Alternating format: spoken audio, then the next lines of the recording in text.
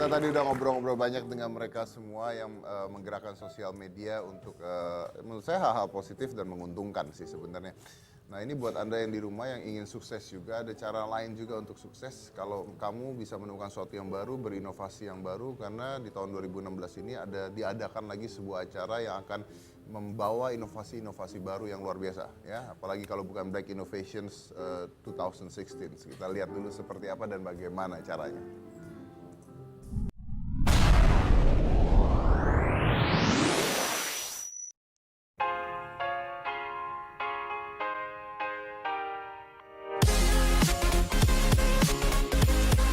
Ini adalah salah satu cara untuk bisa mengembangkan apa unek-unek yang ada di sini. Gratis lagi.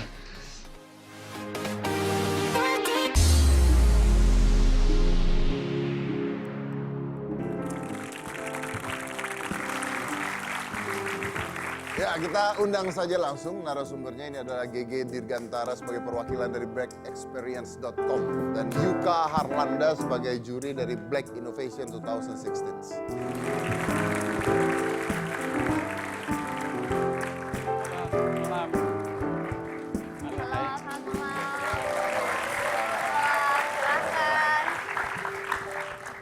Oke. Ya.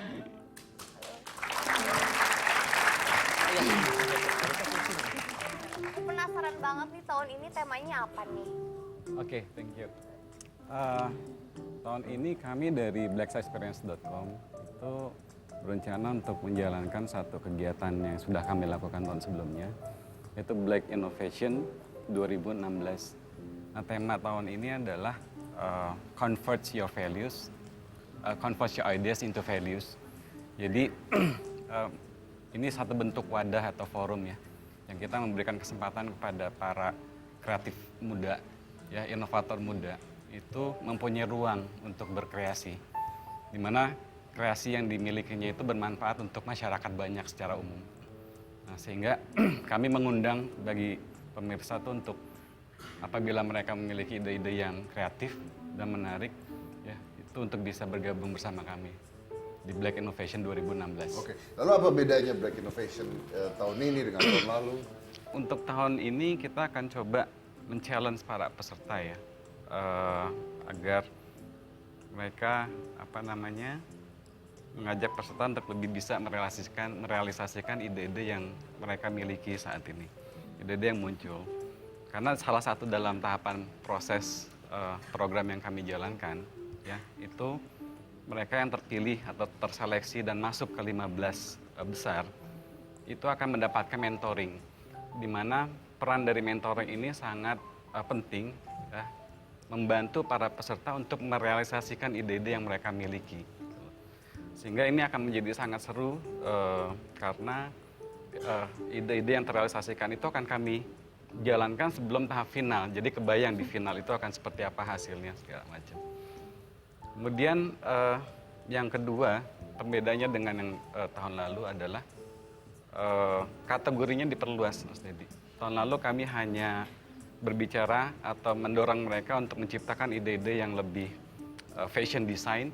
Nah, karena sekarang eranya sudah era digital, kami juga memasukkan atau membuka ide-ide yang kaitannya dengan Internet of Things gitu loh.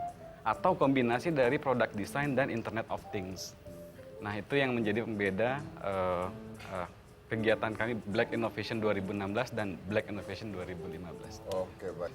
Terus Mas Yuka sendiri kenapa memutuskan menjadi juri di Black Innovation 2016 ini? Jadi background saya ini kan pengusaha di bidang industri kreatif. Saya ngerasa sih ini waktunya bangsa Indonesia ini pindah dari ekonomi berbasiskan komoditas ke ekonomi berbasiskan kreativitas. Kayak udah saatnya, dan yang pelopornya adalah anak-anak muda.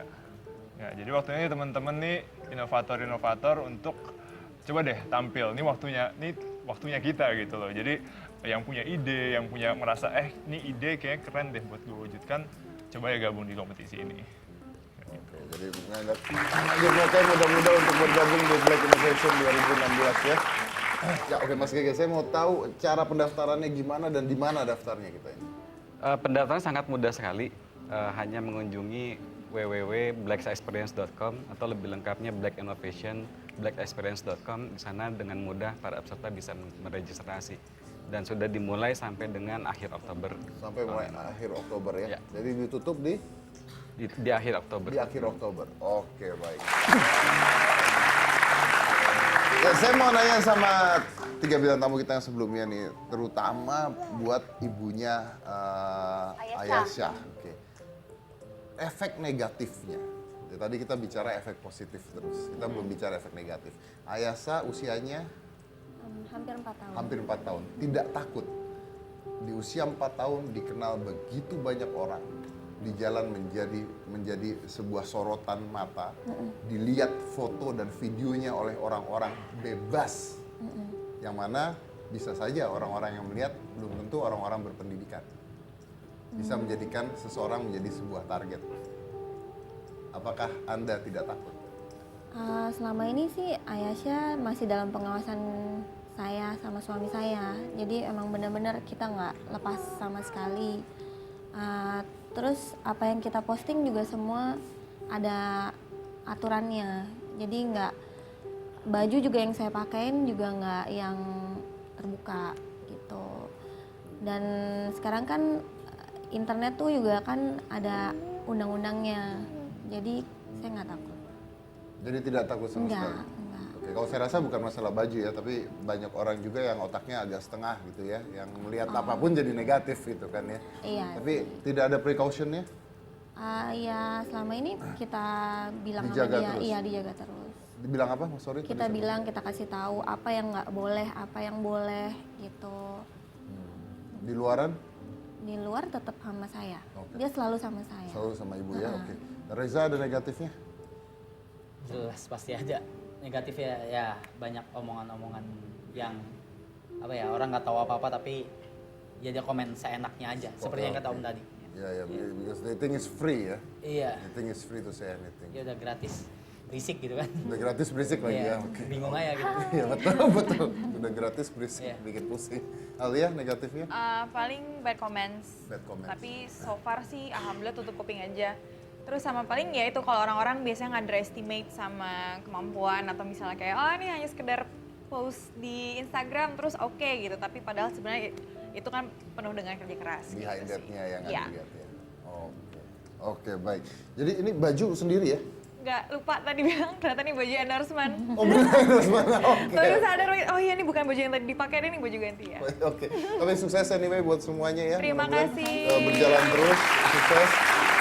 Buat Black Innovation 2016, mudah-mudahan menemukan ide-ide yang gila gitu ya, supaya terlihat inovasi anak-anak muda di Indonesia juga semakin lama semakin menarik pastinya. Dan buat kita semua penonton Hitam Putih, kita tadi sudah bicara bagaimana ketika mereka, anak-anak muda ini menggunakan media sosial untuk sebuah hal yang positif, pastinya yang positif. Bisa dijadikan negatif, tapi jadi positif pun bisa. Jadi bisa memilih jalan yang mana, dan kalau itu jadi positif ternyata menguntungkan mereka juga gitu. Ada pendapatan yang mereka dapat, ada ketenaran yang mereka dapat, ada hal-hal positif juga yang mereka dapat. Beside all bad comments and all negative things, tapi ada hal positif yang mereka dapat. Dan saya rasa ini bisa diikuti oleh Anda semua, kita termasuk saya juga, untuk mulai menggunakan media sosial secara positif. But there is one thing we have to remember. Menggunakan sosial media is very good. Kita bisa mengumpulkan massa begitu banyak, tapi kita harus tahu massa kita siapa, itu satu. Yang kedua, kita harus tahu bagaimana cara menggunakannya dengan baik dan benar. Dan yang ketiga, jangan memotong kehidupan Anda dari kehidupan Anda yang sebenarnya dengan adanya sosial media.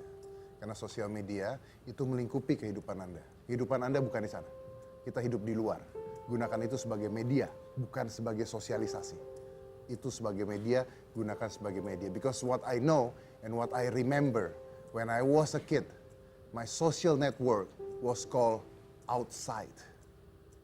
Saya dari Komisi Cika Jessica, inilah Hitam Putih.